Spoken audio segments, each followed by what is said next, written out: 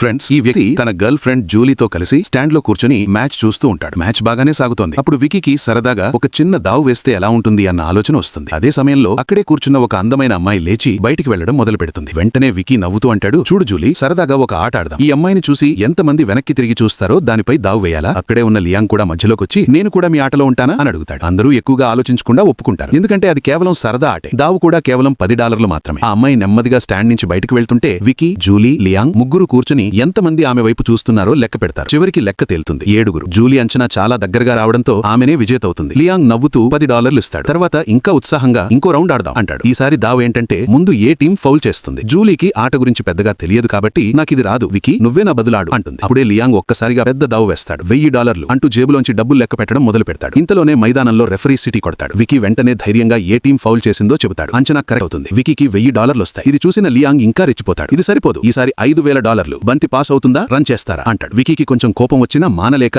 Run మీద దావు వేస్తాడు. City పడగానే ఆటగాడు బంతితో పరిగెత్తేస్తాడు. ఫలితం వికీ $5000 పోగొట్టుకుంటాడు. అంటే ఒక రౌండ్ గెలిచాడు, ఇంకో రౌండ్ ఓడిపోయాడు. మొత్తానికి $4000 నష్టం. ఇక ఇంతే అని వికీ అనుకుంటాడు. జూలీని కాఫీకి తీసుకెళ్లాలనుకుంటాడు. కానీ లియాంగ్ ఆపేస్తాడు. ఎందుకంటే గెలుపు రుచి చూసిన వాడికి ఇంకా ఆడాలనే ఆశ ఎక్కువ. చాలాసేపు ఒప్పించి ఇంకో రౌండ్ కు వికీని ఒప్పిస్తాడు. ఈసారి దావు $10,000. పాస్ సక్సెస్ అవుతుందా లేదా అన్న దానిపై. వికీ ఫెయిల్ పాస్ మీద దావు వేస్తాడు. కానీ పాస్ మాత్రం పర్ఫెక్ట్ గా సక్సెస్ అవుతుంది. $10,000 చేతుల నుంచి జారిపోతాయి. వికీ ముఖం మారిపోతుంది. కొద్దిసేపు మౌనంగా ఆలోచించి ఈసారి $50,000 అంటాడు. జూలీ షాక్ అవుతుంది. ఇది ఎక్కువ అవుతుంది అని చెబుతుంది. కానీ ఆట వికీ చేతుల్లో ఉండదు. మ్యాచ్ ఫలితం అతను చెప్పిన దానికి పూర్తిగా విరుద్ధంగా వస్తుంది. $50,000 నేరుగా లియాంగ్ చేతికి వెళ్తాయి. అప్పుడే జూలీ లేచి నిలబడి, ఇక చాలు, వెంటనే వెళ్ళిపోదాం, డబ్బులు చాలా వేగంగా అయిపోతున్నాయి అంటుంది. వికీ కొద్దిసేపు ఆలోచించి ఒకసారిగా మళ్లీ వెనక్కి తిరుగుతాడు. $1,00,000 అంటాడు. లియాంగ్ నవ్వుతూ ఎగతాళి చేస్తాడు. ఇంకా తక్కువే కదా అంటాడు. కానీ వికీ ఒక్కసారిగా భారీగా నోట్ల కట్టలు బయటకు తీస్తాడు. లియాంగ్ కంగారు పడడు, ఇంకా ఉత్సాహంగా మారతాడు. ఈసారి వికీ ఫెయిల్ పాస్ ఎంచుకుంటాడు. అందరూ స్క్రీన్ వైపు చూస్తారు. పాస్ మాత్రం పర్ఫెక్ట్ గా జరుగుతుంది. వికీ పూర్తిగా జోష్లోకి వెళ్ళిపోతాడు. ఇక గెలుపు ఓటమి తేల్చడానికి తన దగ్గర ఉన్న పోకర్ కార్డులు కూడా తీస్తాడు. లియాంగ్ గెలుపు మాత్రం ఆగదు. ఆ క్షణంలో వికీ అతనికి